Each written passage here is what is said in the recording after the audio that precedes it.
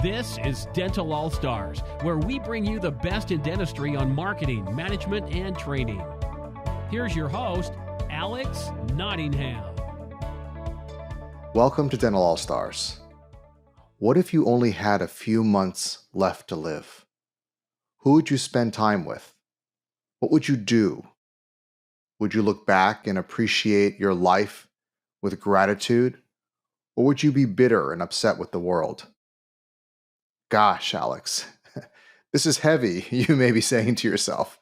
True, but every once in a while, a story where one displays courage and optimism despite enormous difficulty comes your way. And it allows us to pause and appreciate the gifts we have. We can reinforce the path we are on, or we can make adjustments to realign ourselves with our purpose. Over 10 years ago, a story that faces this hard truth was shared with millions. It was called The Last Lecture. Randy Pausch, a beloved professor at Carnegie Mellon University, was diagnosed with pancreatic cancer at 46 years young. With just a few months to live, instead of pitying himself, he gave what he titled The Last Lecture, really achieving your childhood dreams.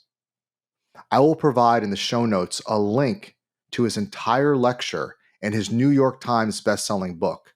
I also put together a short 3-minute clip from his lecture.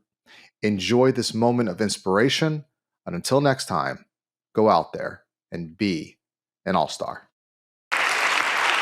So I'm reprising a talk that I gave in September at Carnegie Mellon University. There's an academic tradition called the last lecture. Hypothetically, if you knew you were going to die and you had one last lecture, what would you say to your students? Well, for me, there's an elephant in the room. And the elephant in the room is that for me, it wasn't hypothetical. I've been fighting pancreatic cancer. It has now come back after surgery, chemotherapy, and radiation. And the doctors tell me there's nothing more to do and I have months to live. I have 3 little kids. Let's be clear, this stinks. But I can't do anything about the fact that I'm going to die. I'm pursuing medical treatments, but I pretty much know how this movie's going to end. And I can't control the cards I'm dealt, just how I play the hands. Now, if I'm not morose enough for you, I'm sorry to disappoint, but I don't choose to be an object of pity. And in fact, although I'm going to die soon, I'm actually physically very strong. In fact, I'm probably physically stronger than most of the people in this audience. Yeah.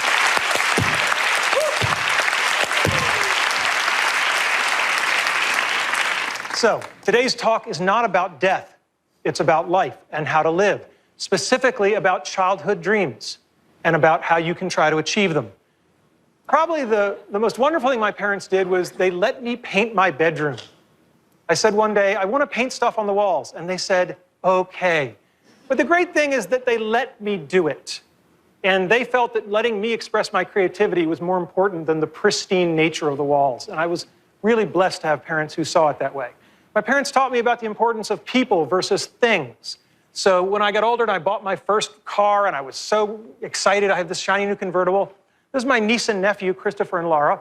And every month I'd take them for a weekend, so my sister and her husband would get a little break, and we'd go off on adventures. And I'd just shown up with my new car, and my sister's explaining to Chris and Laura, now it's Uncle Randy's new car, you can't get it dirty, da-da-da-da-da.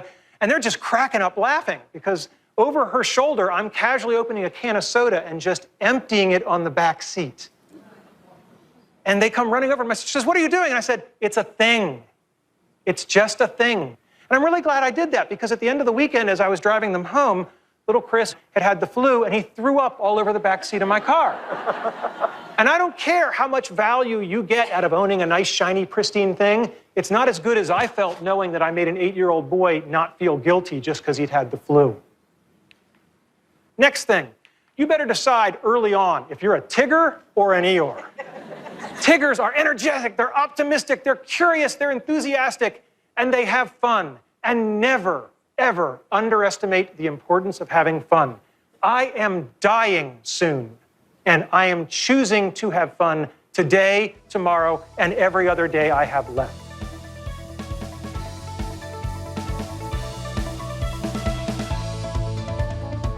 We hope you enjoyed this episode of Dental All Stars. Visit us online at allstardentalacademy.com.